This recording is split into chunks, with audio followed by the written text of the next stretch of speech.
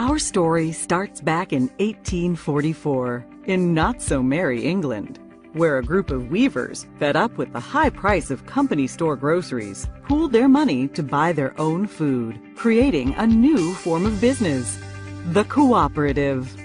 The idea caught on.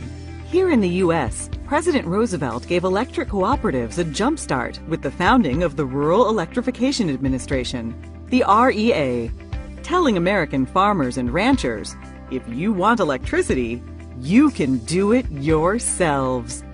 And they did. Rural men and women quickly began scraping together the $5 needed for membership and equity in the co-op. Up went the poles and wire and lines to bring rural folks what they so desperately needed: power.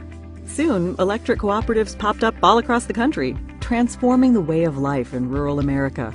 Today, there are more than 900 electric co-ops in the U.S., bringing electricity to some 42 million Americans. So how do cooperatives work? First off, cooperatives are not for profit. Money comes in from members when they pay their electric bills. Money goes out to pay co-op expenses. A little bit is set aside for emergencies and the future. Any leftover is returned to members. Pretty sweet, huh? But it's not just about the money. Co-ops exist only to serve their members. They have a unique set of cooperative principles. All may join, regardless of race or gender or creed. That's the first principle of cooperatives: voluntary and open membership. Members vote for their directors to lead their co-op. They vote yay or nay on big issues. Majority rules. That's the principle of democratic member control. Everyone pays a little money to become a member. An owner. We call that principle participating economically. Cooperatives believe and invest in education, training, and information. That makes them smart and sets them apart. Cooperatives stand on their own two legs. Decisions are made locally for local people. We call that principle autonomy and independence. But cooperatives also work together. They join forces to restore outages after storms, get financing, do research, and speak up in the halls of government.